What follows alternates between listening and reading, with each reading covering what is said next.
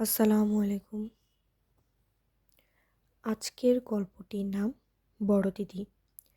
লিখেছেন শরৎচন্দ্র চট্টোপাধ্যায়।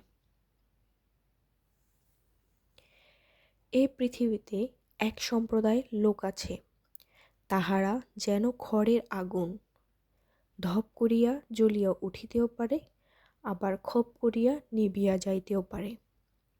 তাহাদিগের পেছনে সদা সর্বস্ব একজন লোক থাকা প্রয়োজন।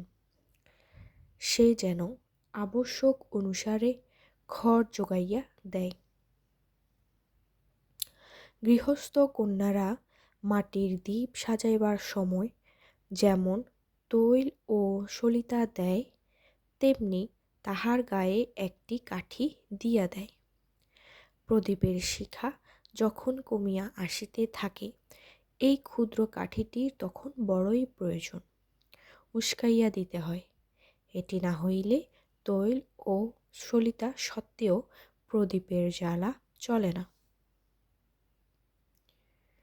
সুরেন্দ্রনাথের প্রকৃতিও কতকটা এই রকম। বল বুদ্ধি ভরসা তাহার সব আছে, তবু সে একা কোনো কাজ সম্পূর্ণ করিতে পারে না। খানিকটা কাজ যেমন সে উৎসাহের সহিত করিতে পারে, বাকিটুকু সে তেমন নীরব আলস্য ভরে ছাড়িয়া দিয়া চুপ করিয়া থাকিতে পারে। তখনই একজন লোকের প্রয়োজন, সে উস্কাইয়া দিবে। সুরেন্দ্রের পিতা সুদূর পশ্চিমাঞ্চলে ওকালতি করিতেন। এই বাংলাদেশের সহিত তাহার বেশি কিছু সম্বন্ধ ছিল না। এইখানেই সুরেন্দ্র তাহার 20 বৎসর বয়সে MA পাশ করে কতকটা তাহার নিজের গুণে, কতকটা পিতামার গুণে। এই বিমাতাটি এমন অধ্যাবসায়ের সহিত তাহার পিছনে লাগিয়া থাকিতেন যে সে অনেক সময় বুঝিতে পারিত না যে তাহার নিজের সত্তা কিছু আছে কিনা। সুরেন্দ্র বলিয়া কোনো স্বতন্ত্র জীব এই জগতে বাস করে না। এই বিমাতার ইচ্ছায় একটি মানুষের আকার ধরিয়া কার্যক্রম, শোয়া বসা, পড়াশোনা, পাস প্রভৃতি সারিয়া লয়।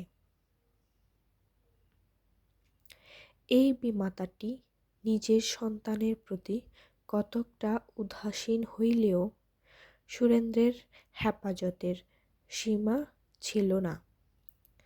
থুতু ফেলাটি পর্যন্ত তাহার দৃষ্টি অতিক্রম করিত না। এই কর্তব্যপরায়ণা স্ত্রীলোকটির শাসনে থাকিয়া সুরেন্দ্র নামে পড়ালেখা শিখিল, কিন্তু আত্মনির্ভরশীলতা শিখিল না। নিজের উপর তাহার বিশ্বাস ছিল না। কোনো কর্মই যে তাহার দ্বারা সর্বাঙ্গ সুন্দর এবং সম্পূর্ণ হইতে পারে, ইহা সে বুঝিত না। কখন যে তাহার কি প্রয়োজন হইবে এবং কখন তাহাকে কি করিতে হইবে, সেজন্য সে সম্পূর্ণরূপে আরেকজনের উপর নির্ভর করিত।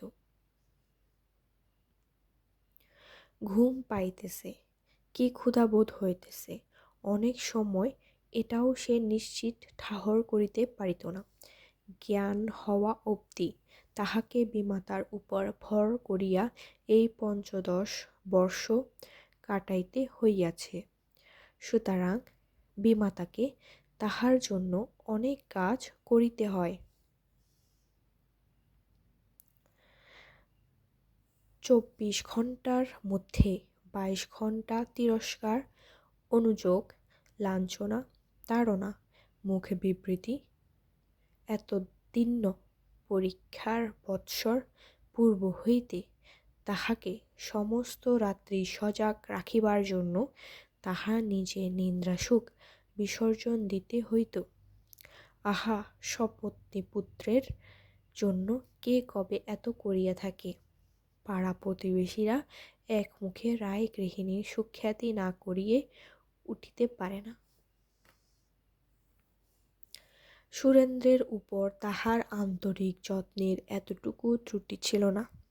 তিরস্কার লাঞ্ছনার পর মুহূর্তে যদি তাহার চোখ মুখ ছলছল করিত, রায় গৃহিণী সেটি জ্বরের পূর্ব লক্ষণ নিশ্চিত বুঝিয়া 3 দিনের জন্য তাহার সাগু ব্যবস্থা করিয়া দিতেন। মানসিক উন্নতি এবং শিক্ষাকল্পে তাহার আরও ক্ষীণ দৃষ্টি ছিল। সুরেন্দ্রের অঙ্গে পরিষ্কার কিংবা আধুনিক রুচি অনুমোদিত বস্ত্রাদি দেখিলেই তাহার শখ ও বাবুয়ানা করিবার গুপ্ত ইচ্ছা তাহার চোখে স্পষ্ট ধরা পড়িয়া যাইত, এবং সেই মুহূর্তেই 2-3 সপ্তাহের জন্য সুরেন্দ্রের বস্ত্রাধি রজক ভবনে যাওয়া নিষিদ্ধ হইত। এমনিভাবে সুরেন্দ্রের দিন কাটিতেছিল। এমনই স্নেহ সতর্কতার মাঝে তাহার কখনো কখনো মনে হইত এই জীবনটা বাঁচিবার মতো নহে। কখনো বা সে মনে মনে ভাবিত, বুঝি এমনি করিয়াই সকলের জীবনের প্রভাতটা অতিবাহিত হয়। কিন্তু একদিন আশেপাশের লোকগুলা গায়ে পড়িয়া তাহার মাথায় বিভিন্ন ধারণা গুজিয়া দিয়া যাইত। একদিন তাহাই হইল। একজন বন্ধু তাহাকে পরামর্শ দিল যে তাহার মতো বুদ্ধিমান ছেলে বিলাত যাইতে পারিলে ভবিষ্যতে অনেক উন্নতির আশা আছে। স্বদেশে ফিরিয়া আসিয়া সে অনেকের উপকার করিতে পারে। কথাটা সুরেন্দ্রের মন্দ লাগেনি। বনের পাখির চেয়ে পিঞ্জরের পাখিটাই বেশি ছটফট করে। সুরেন্দ্র কল্পনার চক্ষে যেন একটু মুক্ত বায়ু, একটু স্বাধীনতার আলোক দেখিতে পাইতেছিল। তাই তাহার পরাধীন প্রাণটা উন্মত্তের মতো পিঞ্জরের চতুর্দিকে ছটফট করিয়া ঘুরিয়া বেড়াইতে লাগল। সে পিতাকে আসিয়া নিবেদন করিল যে তাহার বিলাত যাইবার উপায় করিয়া দিতে হইবে। তাহাতে সে সকল উন্নতির আশা ছিল। তাহাও সে কহিল। পিতা কহিলেন, ভাবিয়া দেখিব। কিন্তু গৃহিণীর ইচ্ছা একেবারেই প্রতিকূল। তিনি পিতা-পুত্রের মাঝখানে ঝড়ের মতো আসিয়া পড়িয়া এমনি অট্টহাসি হাসিলেন যে দুজনেই স্তম্ভিত হইয়া গেল। গৃহিণী কহিলেন, তবে আমাকেও বিলাত পাঠাইয়া দাও, না হইলে শুরুকে সামলাইবে কে? যে জানে না কখন কি খাইতে হয়, কখন কি পড়িতে হয়, তাকে একলা বিলাত পাঠাইতেছ? বাড়ির ঘোড়াটাকে সেখানে পাঠান যা, ওকে পাঠানো তা। ঘোড়া গরুতে বুঝিতে পারে যে তাহার ক্ষুধা পাইয়াছে, কি ঘুম পাইয়াছে। তোমার শুরু তাও পারে না। তারপর আবার হাসি। হাস্যের আধিক্যে দর্শনে রায় মহাশয় বিষম লজ্জিত হইয়া পড়িলেন। সুরেন্দ্রনাথও মনে করিল যে এরূপ অকাট্য যুক্তির বিপক্ষে কোনরূপ প্রতিবাদ করা যায় না। বিলাত যাইবার আশা সে ত্যাগ করিল। তাহার বন্ধু এক কথা শুনিয়া বিশেষ দুঃখিত হইল। কিন্তু বিলাত যাইবার আর কোনো উপায় আছে কিনা তাহাও সে বলিয়া দিতে পারিল না। কিন্তু অবশেষে কহিল যে এরূপ পরাধীনভাবে থাকার চেয়ে ভিক্ষা করিয়া খাওয়া শ্রেয়, এবং ইহাও নিশ্চয় যে এরূপ সম্মানের সহিত এম.এ. পাশ করিতে পারে। উদরান্নের জন্য তাহাকে লালিত হইতে হয় না। সুরেন্দ্র বাটী আসিয়া এ কথা ভাবিতে বসিল। যত ভাবিল তত সে দেখিতে পাইল যে বন্ধু ঠিক বলিয়াছে। ভিক্ষা করিয়া খাওয়া ভালো। সবাই বিলাত যাইতে পারে না, কিন্তু এমন জীবিত ও মৃতের মাঝামাঝি হইয়াও সকলকে দিন কাটাইতে হয় না।